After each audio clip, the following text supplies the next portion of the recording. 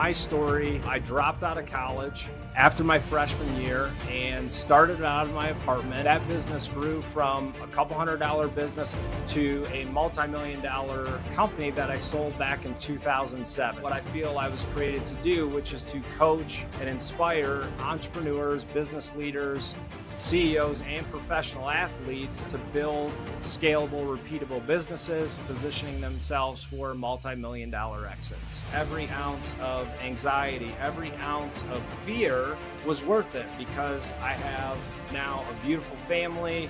I have 4 sons. All of that was worth everything. But I tell you today that there were days that I didn't think I was going to make it. I was in Miami Beach in the Continuum. My neighbors were Pharrell and Jimmy Buffett, and I had courtside seats of the Miami Heat. My wife was just about to give birth to our son Adam Jr., and I walked into that condo overlooking Key Biscayne and Fisher Island, and it was a moment in time when I said to God, like, if this is all that you have for me, I don't want to live anymore. Stop scrolling through social media looking for a shortcut. You are the architect of your own house. In this week's episode, I'm not only your host, but I'm also the guest. And many of you have reached out to me to hear more about my personal story. I designed the podcast this way intentionally. Thank you today for joining me on the House of Bricks podcast and listening to my story. My goal is for you not just to listen, but to actually take action. I would like to welcome everybody to this week's episode of the House of Bricks podcast. And as you know, we're teaching people to use life's experiences for them instead of carrying them with them and letting them weigh them down. And our podcast has featured some incredible guests with amazing life stories, challenges that they have faced, and how they overcame them to achieve their dreams and goals. In this week's episode, I'm not only your host, but I'm also the guest. And many of you have reached out to me to hear more about my personal story. And I designed the podcast this way intentionally, which was to feature other guests and other people's stories, because the House of Bricks podcast is not an Adam House memoir. In fact, I definitely don't want to be the guy at my 25-year reunion wearing my varsity jacket with the state championship pin of what I accomplished years ago. But the House of Bricks is a movement, which is using my story and other people's stories to help give you the blueprints to write your story. And I am going to share with you authentically and transparently my journey in business and life. A lot of us are walking around carrying bricks, and it doesn't necessarily have to be a bad experience. It could be a dream that you haven't pursued or a passion that you haven't fulfilled. And today I want to encourage you to take action, because dreams without action are just dreams. And as you can see here, I actually have a physical brick, and I've kept this in my office since 2008. And on it, it says, "It is time to arise and build." My encouragement to you today is to wake up those dreams, wake up those visions, take action, start taking those bricks that you're carrying with you and laying them down to build a strong foundation, using the blueprints to build the house of which you are the only architect. So I want to encourage you today, wake up, arise, lay down those bricks, and start to build your strong foundation. One of the most important things in life is to recognize which season you are in and what are the tools that you're going to need to be successful in that season. Over my career, I've had a lot of mountaintops, but at the top of every mountain is another valley. And a lot of us, when we achieve success, we want to run into that next climb. Oh, what's my next mountain? Some of the most progress that I've ever had in my life actually is not when I'm climbing a mountain, but it's in the valley experience. Because as an entrepreneur, when you're climbing the mountain, you're so focused on the task at hand, there's a lot of things that you're neglecting in yourself, in your relationships. And when you reach that mountaintop, you have a lot of time. The top of the mountain can be a very, very lonely place. And when you reach that point in life, it's a great time to reflect in who you are and what you need to make progress. So if you've achieved success, recognize that you're going to go through a valley experience. And when you're in that valley, it's a different season. You need different tools. And the longer that you're in the valley, it's a great time to get the resources that you need and the self-development that you need to climb that next mountain, because oftentimes it's a greater mountain, a greater achievement, but do not rush the process. We're all about movement and making progress and not living off of yesterday's success. And so you think about some of the amazing guests that we have had, they have faced some incredible challenges, from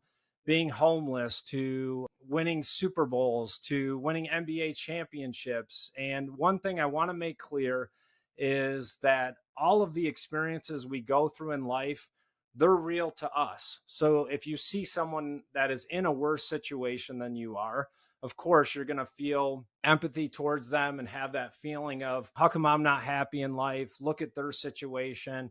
But all of our problems that we face in life, they're real to us. And we have to develop the tools and develop the mindset of how to use those experiences for us instead of carrying them with us. And I've been an entrepreneur for over 25 years, having started 5 businesses in 5 different industries. And my first company, so I dropped out of college after my freshman year and started out of my apartment. It was a direct marketing company. We were selling leads to mortgage companies.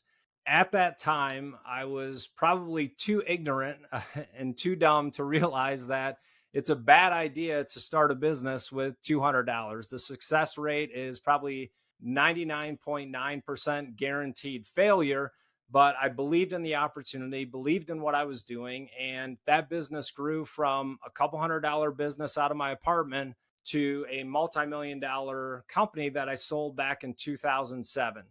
After Direct Marketing Associates, I started a company called Velocitude, which we optimized websites to work on mobile devices. So if you think back to 2010, you go out and spend $800 on an iPhone, and the websites were designed for a desktop size screen. So we developed a technology to optimize websites to work on iPhones, iPads, Blackberries. And that company was 18 months idea to exit.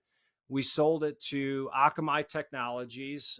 After I started Velocitude, I had a midlife crisis at the age of 32 and do what most 6-foot white guys want to do their entire life, which is play professional basketball. So I trained for 6 months, ended up getting invited to a combine in Dayton, Ohio. There were 36, I call them kids. I was 32. They were 21, 22 at the time, coming out of mid-major D1 schools. Some had played overseas. And for whatever reason, the coach saw something in me that he liked. He invited me to camp to play for the Rochester Razor Sharks and ended up making the team. And one day after practice, the owner of the team calls me and he says, "Adam, what are you doing with the rest of the day? You're 32 years old. You have this business background. What are you doing with your time? Why don't you come in, help me run the team? I'll make you CEO, make you co-owner." At that time, I fulfilled a lifelong dream of playing professional basketball and was also co-owner and CEO of the team. We ended up landing deals with Nike and some other major sponsorships. After the Rochester Razor Sharks, I moved back to South Florida, went out to lunch with a former board member of my company Velocitude and met Dr. Schimmel, physician. He had started a claims business that he had exited. And he literally drew on a napkin and said, "Adam, I want to build a healthcare analytics company that does this, this, and this, looks at peer-to-peer comparison, looking for how to reduce healthcare costs." And after he shared that with me at lunch, shook hands, we became 50-50 partners. And now that company is publicly traded on the NASDAQ. After Qualmetrics, I moved back up to the Detroit area, went back to work for Dan Gilbert at Rocket Mortgage. I was executive vice president, ran a team of close to 200 direct and indirect reports. After Rocket Mortgage, joined Sales Transformation Group, grew that from a 5 team member company to over 20 employees. We raised $2 million in capital, built a recurring revenue model, formed an advisory board, and now I am fulfilling and doing what I feel I was created to do, which is to coach and inspire entrepreneurs, business leaders, CEOs, and professional athletes of how to use life's experiences for them and to build scalable, repeatable businesses, positioning themselves for multi-million dollar exits. To talk to you a little bit about me personally, so I grew up in a lower middle class family. I love to say I'm one generation removed from the trailer park. So it's just to show you, no matter where you are in life or how you were brought up, there's always opportunity out there for you to pursue. And with the right mindset, life is a game. All you have to do is enter the race. And as long as you keep running, you have a chance to win that race. That was my mindset growing up. I had a mom that always believed in me. I've done things like going to, everyone's seen the basketball highlights, but I have some photos of me kind of in between while I was figuring life out, which was things like going to space camp when I was in 7th grade. And I may even share a picture of that. I got cut from the basketball team when I was in 7th grade, and I was a whopping 95 pounds, and I decided to join the wrestling team. So I've tried a lot of things in life, and I found my lane in business and in basketball. I've talked about my business success from a personal standpoint. I was what you would call a late bloomer. My grandpa was one of those people that always spoke life into me and said, keep your eye on Adam. He's a sleeper. And it was very challenging growing up because my brother was 2 years older. Everything came natural to him. Any sport he played, whether it was golf, basketball, football, baseball, he had to put in very little effort and had a lot of success.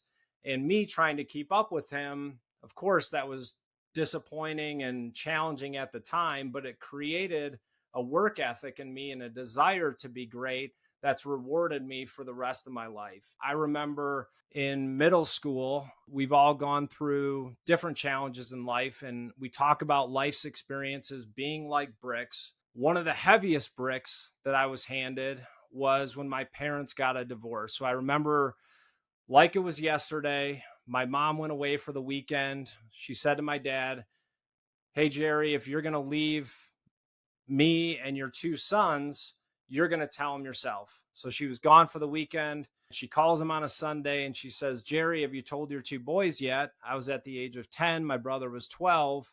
She said, hey, have you told the boys yet? He said, no, but I'll go tell them now. And my brother and I, we were playing in the basement, remembering it again like it was yesterday. My dad came to the top of the stairs and he said, Adam and Ryan, it's not working out between mom and I. I'm leaving the family. And we sprinted up the stairs, grabbed onto his leg. I think we were dragged out into the driveway, hanging onto his suitcase and leg. And he just said, I got to go. No judgment towards my dad, but that definitely put a brick in me, put a brick in my brother of one that we really had to carry and have dealt with for a long, long time. And when you think about what people go through, so we've had some guests that have shared some really traumatic stories that they've gone through. And I certainly don't look at my life and say I've had the most traumatic life. There's people that have had much worse situations than me growing up, but I do feel that I am called, and the House of Bricks platform is a place where people can share their experiences, because whatever you go through in life is real to you. So when you look at someone else's life, you may feel even guilty. Why am I down? Why am I carrying these bricks with me? Well, your situation is real to you. And so I want to encourage you today to look at your life, look at those experiences, look at the bricks that you're carrying, and how can you take those and use them to build a strong foundation. After my parents got a divorce, it was a very challenging time for me. As for any son to lose a father or a daughter to lose a father, your parents are there to raise you and to be together, and you go through that experience. That situation filled me with a ton of anger, a ton of unforgiveness. I think from seventh grade to 10th grade, I was in 4 or 5 different schools, getting kicked out for fighting and disobedience. I was rather unruly, but I was very fortunate because my mom remarried my stepdad, Mike Critch, who was a complete opposite of my dad. He was a parole officer and a counselor and an attorney. I remember even when I would get in trouble, he was so patient. I would look at him and just say, just yell at me, dad. Like, just yell at me. I wanted him to get frustrated because that was the environment I grew up in. But he always believed in me. And he talked to my mom and said, Adam needs discipline. And they sent me to Brother Rice High School, all boys Catholic school, which their core values were respect, integrity, character, and excellence. The environment that they created was one of that excellence. It was popular to do well in school. It was popular to be a good human being. It was popular to do well in sports. When I got in that environment, I really thrived and it changed my life. I started to do well in school, do well in sports. That really even set me up for success in business. When I was 21 years old, I met my best friend, someone that was specifically, I believe, designed by God to go on the next 25-year journey of my life, which was Vanessa House. Vanessa and I have been married for 20 years. We've been together for 23 years. And this isn't one of those, hey, I got to make sure I get my wife into the podcast. But we all talk about the success of an entrepreneur. We look at our LinkedIn profiles. He started this company on this date and sold this company on this date. But what most people don't realize is, what have you done with the dash? That's where the real life happens. When you look at a tombstone, born on this date, died on this date. Well, what did you do with the dash? And it was that in between of all of these companies. So the sleepless nights, the anxiety, the sneaking my laptop into bed, waiting for her to fall asleep, rolling over under the covers, and I'm sending emails, like all of those things. I was giving the best of myself during the day. And then she had to deal with the collateral damage of what I was doing to myself and all the things that come with building and scaling companies. And there's nothing wrong with leaning into a certain area of life. You just have to recognize what season you're in. So am I building a business? I'm leaning into my business. Well, other areas are going to suffer. You're going to suffer personally. Your family's going to suffer. But it's that communication and really finding the right partner. So it's not even who you're married to, but it's the people around you, your friendships, like all of those things. The more you lean into your family, your business may suffer. So it's just an awareness of what season am I in and what collateral damage can that cause to either me personally or to the people that you love the most around you. And I look at my life, every ounce of sleepless nights, every ounce of anxiety, every ounce of fear was worth it, because I have now a beautiful family. I have 4 sons. All of that was worth everything. But I tell you today that there were days that I didn't think I was going to make it. I remember specifically after I sold my first company, I was in Miami Beach in the Continuum. It was kind of the who's who of South Beach in Miami. My neighbors were Pharrell and Jimmy Buffett, and I had courtside seats to the Miami Heat. My wife was just about to give birth to our son, Adam Jr., and I walked into that condo overlooking Key Biscayne and Fisher Island. And it was a moment in time when I said to God, like, if this is all that you have for me, I don't want to live anymore. And it wasn't like I was about to jump off the balcony, but I had realized all of the sacrifice, the damage to myself personally, to build that business, to achieve, to prove that I was more than enough. I had just decided that it wasn't worth it. And so I remember saying to Vanessa, I'm in a bad place. I need you to take the dog. We had a dog at the time, and go away for 3 days. I'm an extremist. So I said, I am going to go out on the balcony for 3 days. I am going to wrestle with God until he tells me why I am here on this earth. So I was new to living in Miami. And if you've ever been to Miami in the summer, you know it rains every day at 3 o'clock. So I started whatever day of the week it was in the morning. I was like, all right, I got this. I had my journal. It was an iPod at the time, listening to music, just waiting for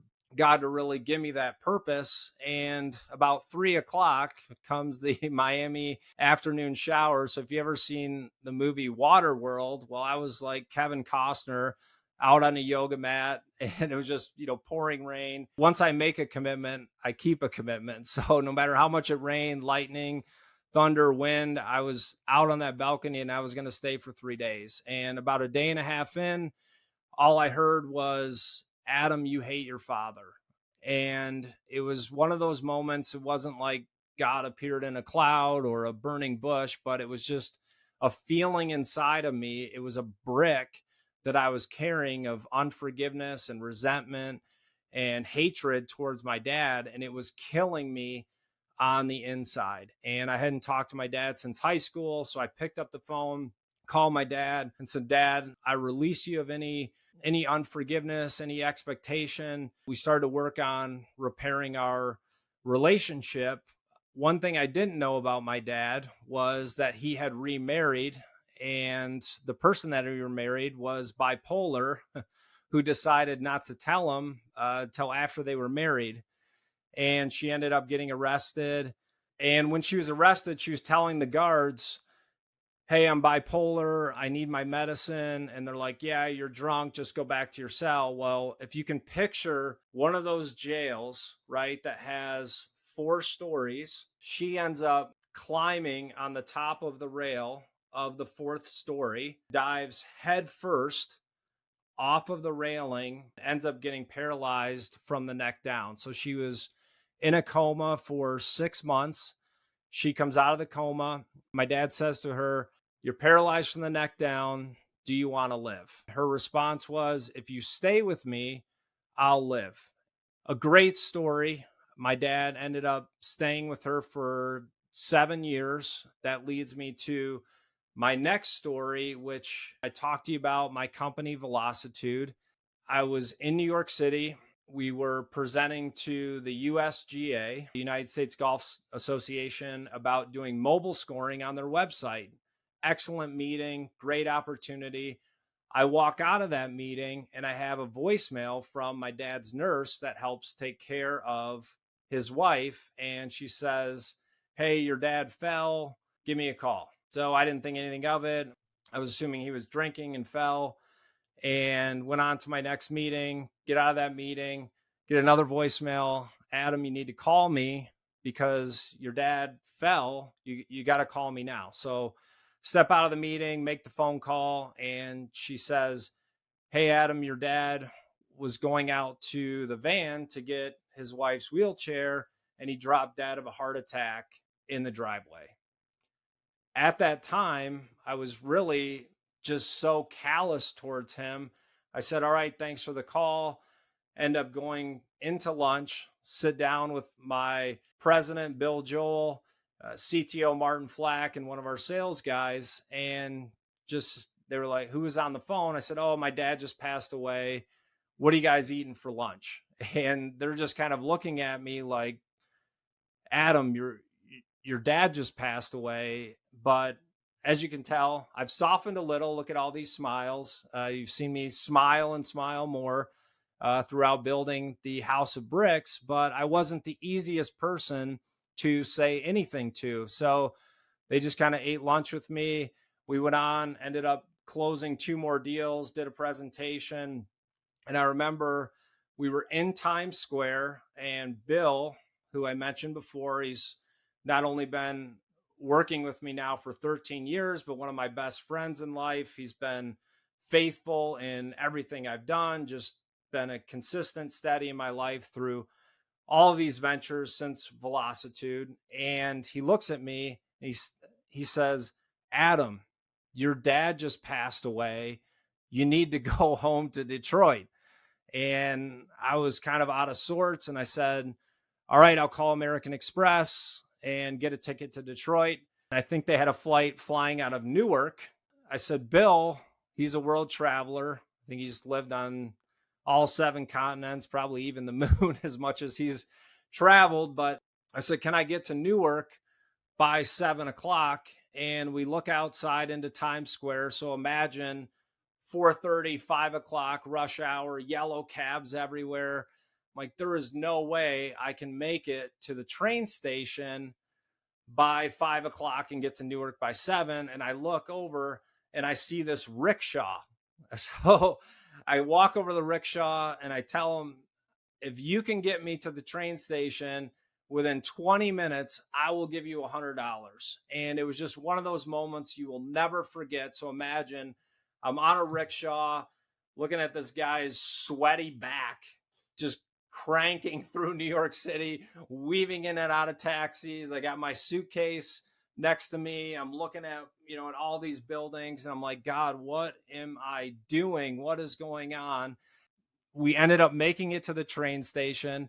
And of course, I get to the train station and there is a mile-long line. And I'm like, how am I going to get through this line, get on the train, and get to Newark by 7 o'clock? So being the creative entrepreneur that I am, I run to the front of the line and I say, hey, my dad just died. I got to get to Detroit.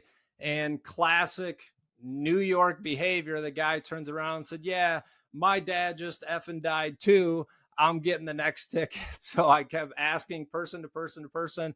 Finally, a guy lets me in, end up making the train, made my flight home, and was able to respectfully and honorably bury my father in his hometown. A lot of respect for him. So as a parent now, you realize that parents are just kids that grew up and had kids. They don't come with a manual.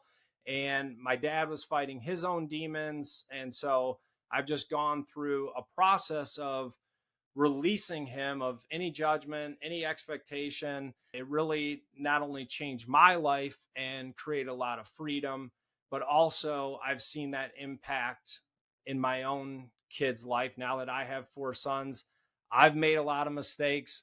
I've flown off the handle. So there's just things that if we don't face and we don't process, they're going to be passed down to the next generation. And part of my goal as a father, as a husband, is to live generationally. So anything that's holding me down, any demons that I have to face, I'm hitting them head on. And we're all about action at the House of Bricks. So I can even tell right now, some of the people listening to this episode, there is a phone call that you need to make. There's a text message that you need to send, because unforgiveness is like drinking poison and wanting the other person to die from it. So it's not going to kill them.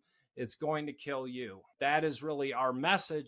Taking those bricks of bad experiences, taking bricks of unforgiveness, taking bricks of regret, and you process them. And then as you lay them down, you build that strong foundation, and that foundation is going to be strong for you to build the house with the blueprints that you're not only going to learn from us, but you learn in life, to build the house that only you can build. Our story is like a house, and we all have our own design. Just like everyone has a unique fingerprint, we all have a unique story to tell. I've talked a lot about my business and my faith, and I want to talk to you today about my family. And so very blessed to have my wife, Vanessa House. We've been married for 20 years. To tell you about the story when we met, so I remember her dad actually sold me my car. and she had come into the dealership. Him and I got along great. She calls him and says, "Oh, this is a guy you need to meet." She ends up coming into the dealership. We see each other, but don't exchange phone numbers. She was modeling in Europe at the time.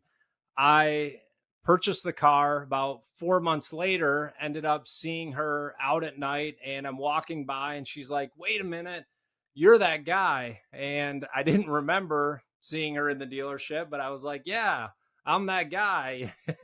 And she ended up giving me her phone number. This was a Thursday night. Of course, I ended up losing it that night. This is, I think, before you entered phone numbers into cell phones. I think it was written on a napkin. Lost it. That Sunday, I was driving home and I said, "Man, I got to get that girl's phone number." So I call her dad. So typical Italian father. I call him up, totally just shooting the breeze with him. "Hey, I love the car. And by the way, did you guys get that new car wash put into the dealership?" He's like, "Yeah, Adam, it's been here for 4 months. You've actually used it."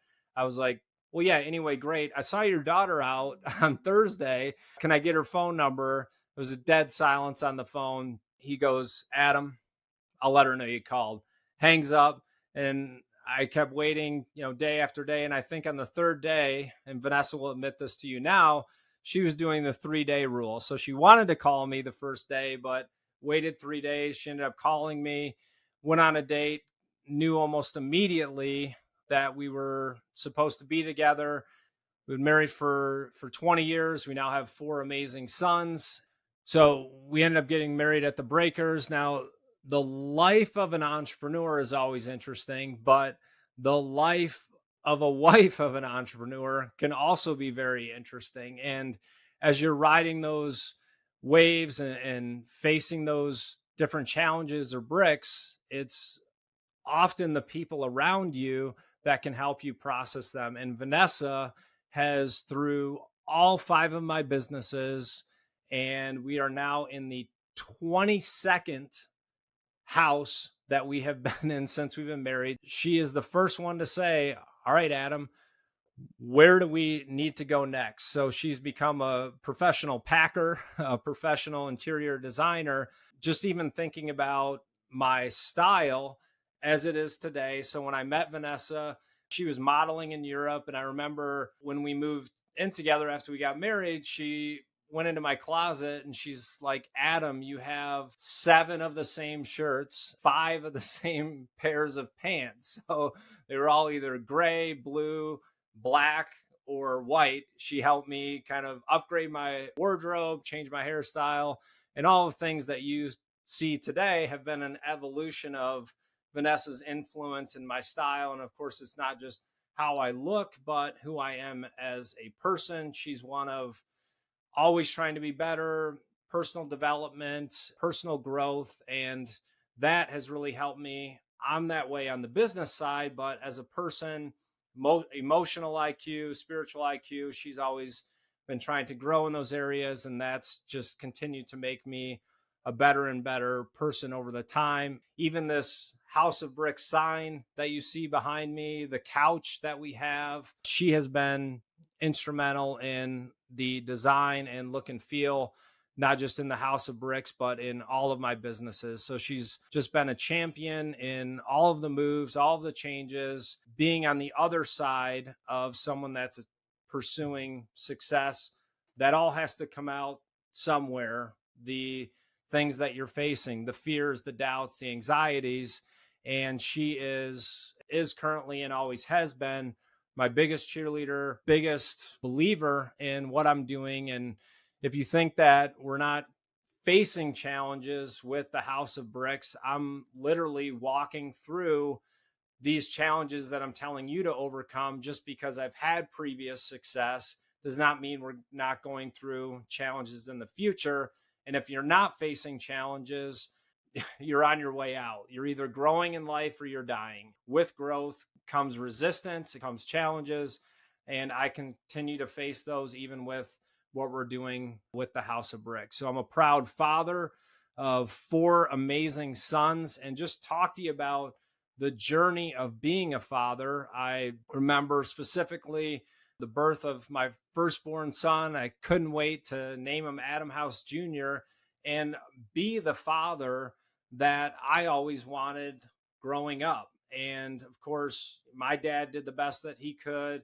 My parents did the best that they could. But of course, there's always those unmet expectations of fathers. And as I've mentioned before, parents are just kids that grew up and had kids. The older I get, the older my kids get, I see that there's mistakes that I've made in my life. And I hope I'm teaching them that it's it's not about the person's actions, but it's about their intentions. And my intent is to be a great husband, be a great father.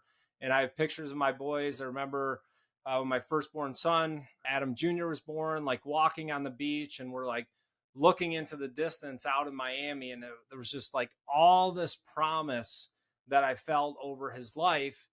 And I realized, like, the older he got, the things that I wasn't facing and the challenges that I wasn't overcoming, he was going to inherit. And I think a lot of parents today struggle when their kids become teenagers because they've been in your house for 13 years. So whatever things you're saying, they may be listening, but the things that they're going to do are the things that they see. So if you're living a life and saying one thing and doing another, well, I can promise you they're not going to do what you say. They're going to do what you do. And so having 3 teenagers right now, I'm gripped with the things that I haven't addressed that I'm starting to see in their behavior and the things that they're doing. And it's just challenging me and encouraging me and inspiring me to be better. And I'm really just obsessed with growth and the growth process. The more wins that I can achieve in my life, the better off their life is going to be. And I talked to my boys last night, like, I'm not just living for myself. I'm not just living for you, but I'm living for your kids and their kids. It's a generational life that I'm living. And it's, what legacy do I want to leave?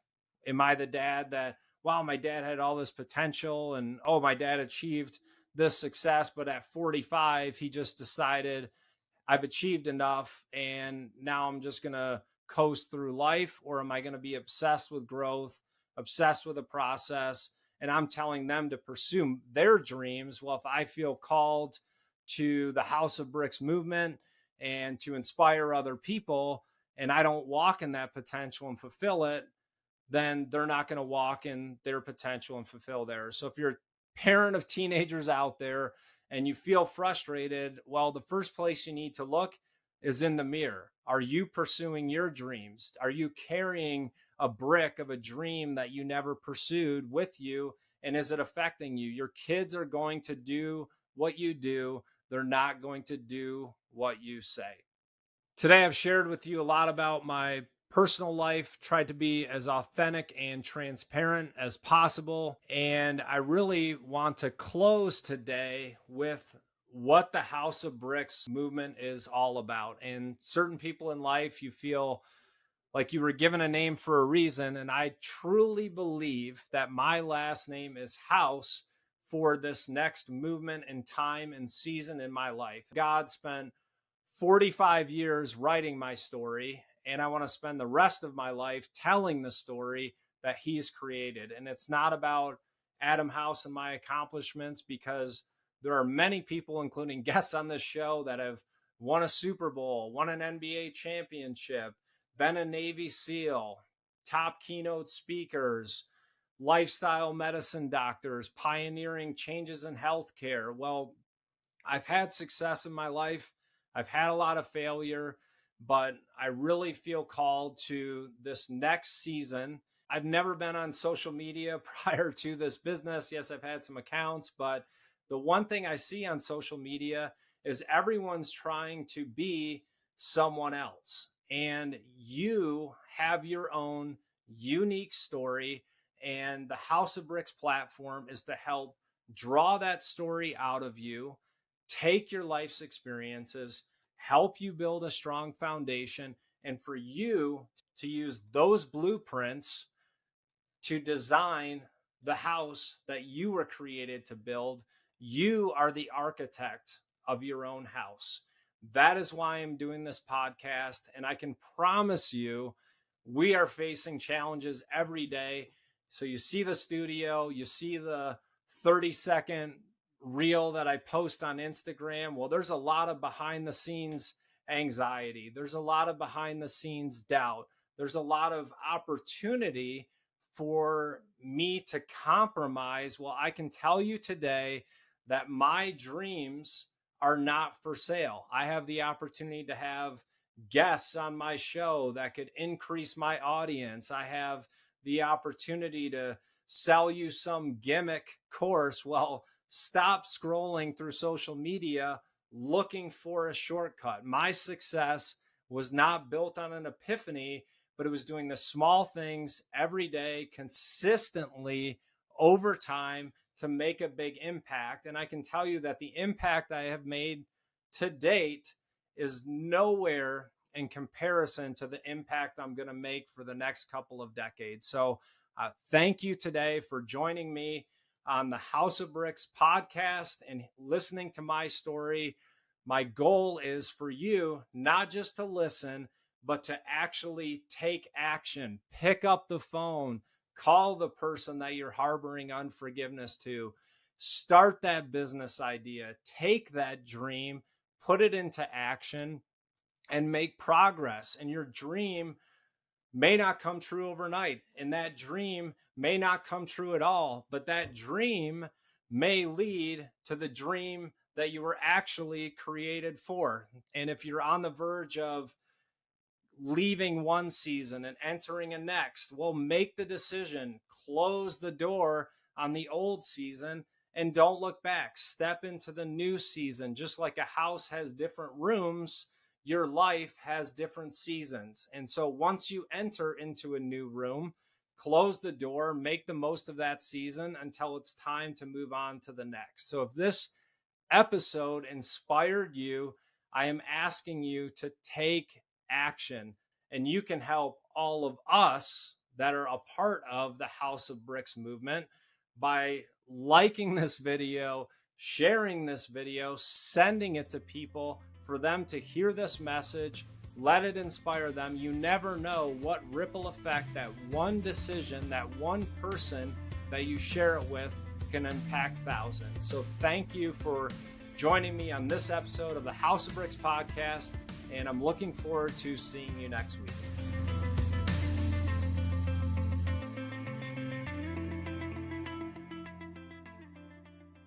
I'm going to authentically and transparently share with you my story. I dropped out of college after my freshman year and started out of my apartment. That business grew from a couple $100 business to a multi-million-dollar company that I sold back in 2007. What I feel I was created to do, which is to coach and inspire entrepreneurs, business leaders, CEOs, and professional athletes to build scalable, repeatable businesses, positioning themselves for multi-million-dollar exits. Every ounce of anxiety, every ounce of fear was worth it because I have now a beautiful family.